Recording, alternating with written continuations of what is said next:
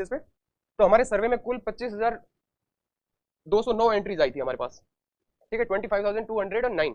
अब shift wise हम weightage देखेंगे तो 542163086727 और 6753 ये एंट्रीज रही थी हमारे पास। तो ऑलमोस्ट देख लो आप, इक्वल है सारी, ठीक है, उसमें कोई ऊपर नीचे है नहीं ज़्यादा। अब चलते हैं नेक्स्ट, ये शिफ्ट का जो एवरेज है, शिफ्ट वाइज एवरेज, ये कल हमने टेलीग्राम पे भी डाल दिया था। देखो सर्वे को करने में ना थोड़ा टाइम इसलिए लगा कि डेटा बहुत कॉम्प्लेक्स होता है, ठीक है, उनको एनालाइज करना, रेमो सर बीमार थे तो थोड़ा टाइम इसलिए लगा था, बाकी हम कल भी ले आते हैं। बट ये हमारा डेटा कल तैयार हो गया था तो हमने शेयर कर दिया था आप लोगों के साथ कि आपको ज़्यादा वेट नहीं करना पड़े, ठीक है। तो आप देख सकते हो यहाँ पे 2 मार्च का जो एवरेज आ रहा है वो 264.35 आ रहा है, और जो 3 मार्च का जो सबसे कम एवरेज आया था वो 3 मार्च का आया था, सबसे डिफिकल्ट शिफ्ट बोला जा रहा है जिसको, मतलब डिफिकल्ट का मतलब इतनी डिफिकल्ट थी नहीं, वो अंधों में काना राजा वाली बात होगी, ठीक है, 256.37 वाले। और फिर आती है 6 मार्च की जिसका 261.09 एवरेज है, एंड देन आती है 7 मार्च की शिफ्ट जिसका एवरेज है वो 265.75 है, जो सबसे इजी बोला जाता है जिसको। तो इस शिफ्ट को हमने बेस मान के सारी कैलकुलेशंस की है, 265.75, ठीक है। तो अब एक चीज मैं बता रहा हूँ कि आप लोग यहाँ से है ना एक डेटा देख लेना कि ये शिफ्ट को हमने बेस माना है, ठीक है।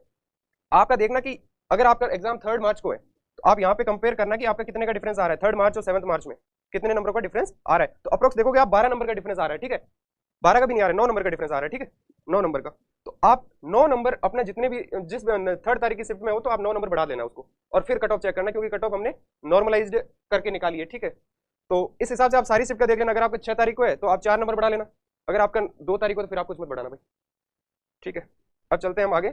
ये हमने कुछ डेटा एनालाइज में चीजें यूज की थी, वो चीजें हैं कि भाई 330 प्लस में हमारे डेटा में कितने लोग हैं, ठीक है, इस हिसाब से हमने कैलकुलेट किया।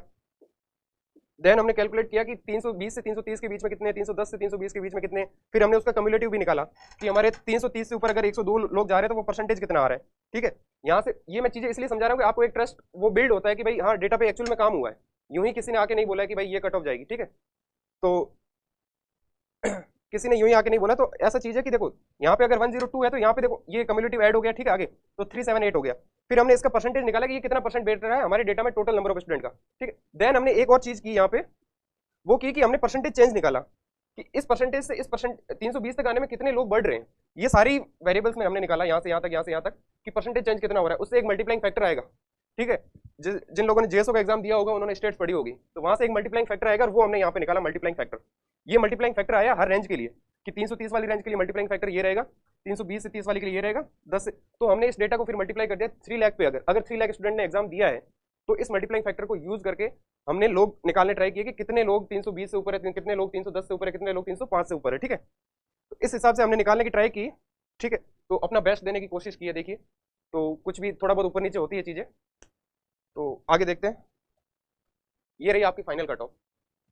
तो मैं बोल देता हूँ एक बार, 4600 ग्रेड पे की हमारे डेटा के हिसाब से एज्यूम्ड करना है कि ±5 मार्जिन जाएगा, और हो सकता है कि कुछ लोग इस कट ऑफ से नाराज होंगे, 50% लोग होंगे, 50-60%, ठीक है। तो 307 नंबर हमारे हिसाब से यूआर की कट ऑफ रहने की चांस है, ठीक है।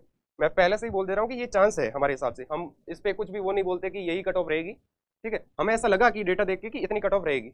ओबीसी की 4600 ग्रेड पे की 302 नंबर, ±5 का एरर मार्जिन लिखा हुआ है ऊपर, तो देख लेना, और ये नॉर्मलाइज्ड मार्क्स है, ठीक है। ओबीसी और ईडब्ल्यूएस की 297 4600 ग्रेड पे की कट ऑफ रहेगी।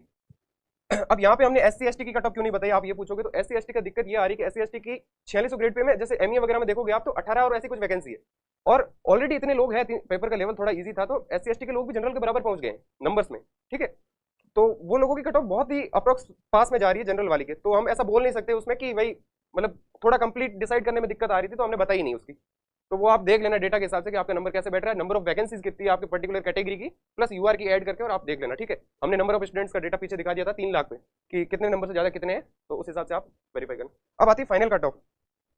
यूआर की फाइनल कट ऑफ हमारे डेटा के हिसाब से 280, अब आप इसको 277 भी लेके चल सकते हो थोड़ा बहुत, ठीक है, बट ये मैक्सिमम है, इससे ज्यादा नहीं जाएगी। ये हमें लगा कि ये मैक्सिमम कट ऑफ जाएगी, और इसमें आप ±5 का एरर मार्जिन ये लेना ना भूले, ठीक है, थोड़ा बहुत तो जाती है ऊपर नीचे। ओबीसी की कट ऑफ 274 हमारे हिसाब से जाएगी, ईडब्ल्यूएस की कट ऑफ 267 जाएगी, एससी की कट ऑफ 262 जाएगी, और एसटी की कट ऑफ 255 जाएगी। सो आप इसका स्क्रीनशॉट ले सकते हो, मैं हट जाता हूँ आगे से, ठीक है। तो ये कट ऑफ कुछ रहेगी। हमने देखो डेटा को सही में उस पर काम किया पिछले 3 दिन में, रात को 10-10 बजे तक सर से जूम कॉल पे बात हुई है, ठीक है। तो वहीं से हम बोल रहे हैं, हम अपने खुद से मन से कुछ बोल नहीं रहे चीज़ें, तो कुछ लोगों को हो सकता है कि बुरा लगे इसमें, बट देखो बुरा मानने वाली कोई बात है नहीं। देखो जो आप फैक्ट है वो है, कल एसएससी यही कट ऑफ उठा के दे देगी तो आप लोग फिर क्या किससे बुरा मानोगे, तो मानना पड़ेगा, थोड़ा प्रैक्टिकल हो जाओ। 2023 की तैयारी में जिनके नंबर कम है वो अभी से लग जाओ। 1 तारीख को बोल रहे हैं नोटिफिकेशन आना है,